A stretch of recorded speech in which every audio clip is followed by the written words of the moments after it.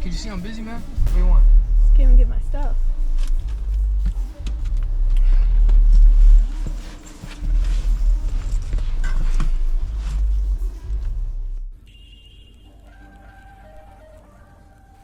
In the beginning, Earth wasn't here.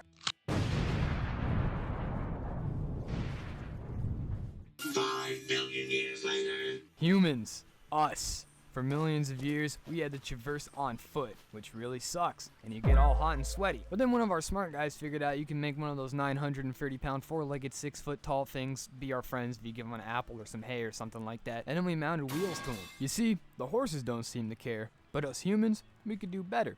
Horses don't have AC.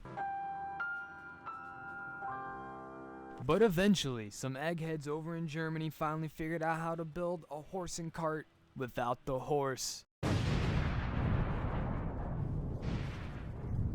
In 2025, almost 2 centuries later, what is a peasant supposed to do? Horses are now cost prohibitive and the cheapest brand new cars are all over $16,000. Facebook Marketplace is smoking blue sky meth on used Hondas. What is the answer? Late 90s, early 2000s Buick.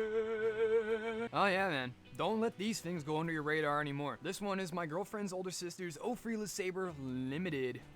Got under 100,000 miles and I found it on Marketplace for $2,200. And the crazy thing is, these are everywhere. Marketplace, used car dealerships, auctions.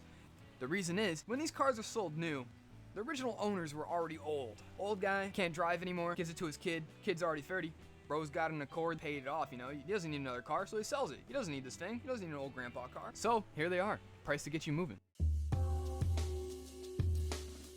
Now, here's the important part. How does it drive? It actually does drive like a couch. You know, you've heard people say stuff like that about these big boat cars before, but it's legitimately true. It just wafts over bumps, just very smooth. These legitimately ride exactly how you expect them to, and the crazy thing is, they put technology in the suspension. It's got air suspension, like some kind of weird European car or some shit. This ain't a dinosaur American like you think it is. It's got a Corvette-style heads-up display, which I will talk about later. And you can hear the air suspension working as you drive along. You can hear it in the trunk. It sounds like there's a refrigerator in the trunk. And these seats are great too. Even in this super gross sunbaked condition, they still cup your ass cheeks like an overly supportive friend of boundary issues. It's great. I love it. And now here's one big issue with these cars that everybody who's ever gonna own one of these is gonna face. The interiors do not hold up.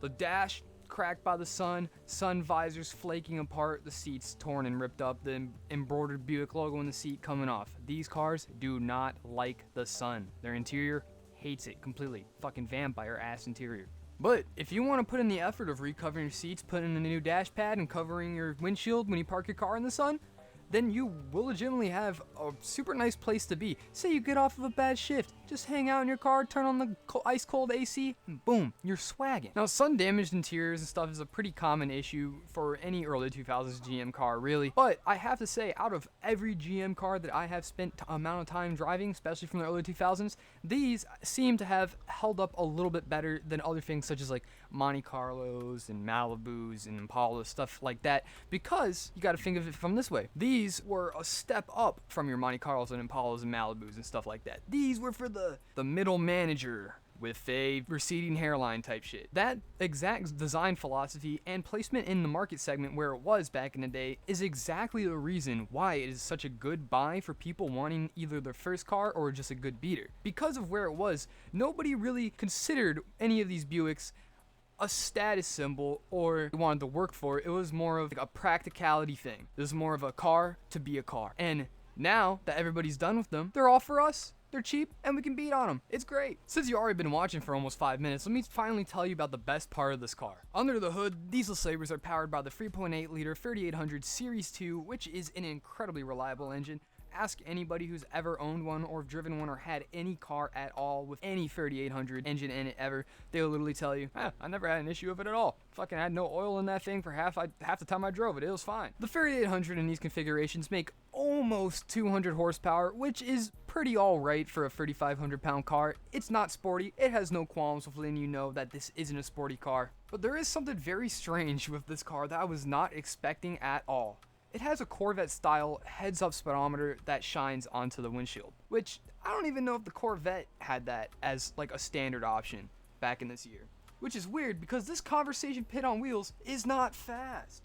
But this heads up speedometer makes me want to drive it like it's a C6 ZR1. But the thing is, you can't. The Series 2 is a great engine, but in this 3,500 pound car, it struggles to overtly break the law. You know, could be a plus, depending on how you look at it. It's finally time. If you know GM, I gotta actually talk about this and the Achilles heel of this car. Like I said, the 3800 is infinitely reliable, but these transmissions are the Achilles heel of almost any GM car from the late 90s. The 4T65E installed in this car has literally no clue what gear to be in like 40% of the time. Might have something to do with the 286 rear gear out of a shopping cart or some shit, but it doesn't allow it to cruise at 85 at 1800 RPM. Once it picks a gear, you should be fine. But let me tell you, if you're going up a hill and you want to accelerate, it's going to be in second, then third, wait, back to second, maybe fourth, back to second. It's kind of weird. I even checked over the transmission to make sure everything was doing good, and yeah, that's pretty fine. Everything looks fine to me. This thing's got less than 100,000 miles.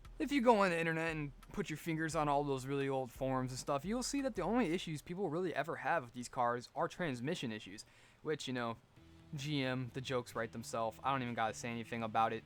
You know, other than that, these cars are a great deal, especially if you consider the fact that they're comfy, they drive nice, they're easy to drive, they're easy to park, the parts are cheap, and they get 21 combined miles a gallon. Makes it a pretty appetizing purchase, doesn't it? Ooh.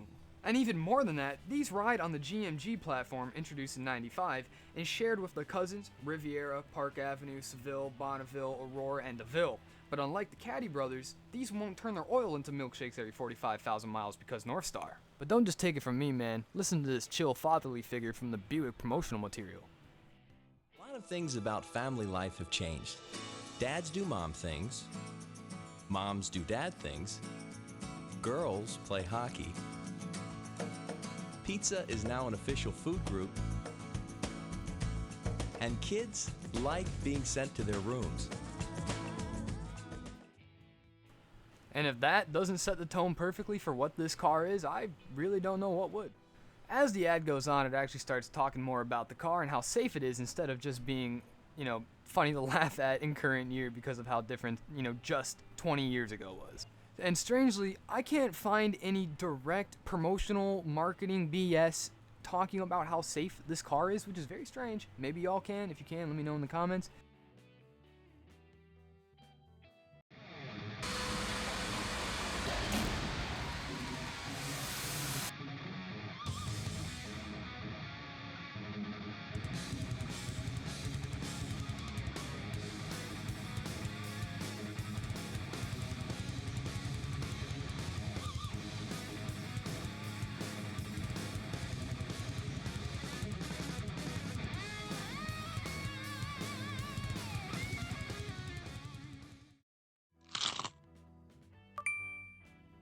Family life has definitely changed.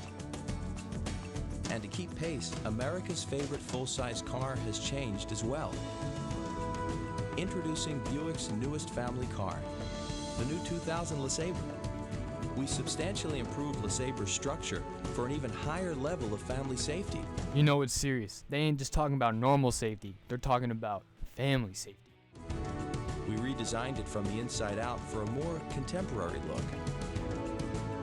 And we've made its comfort even more comforting.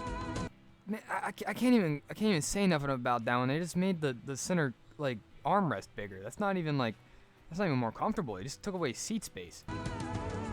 But even though we look different, something about us will never change.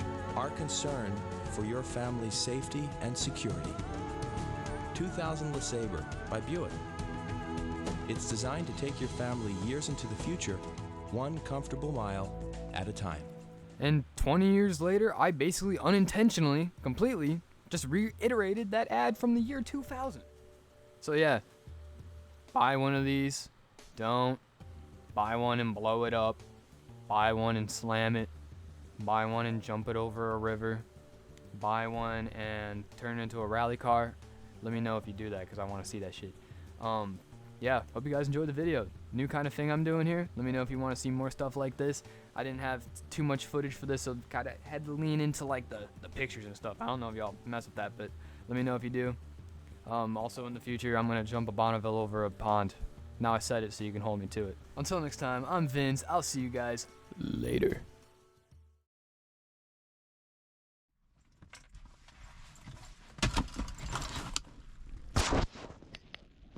There we go. And you still brought it with you.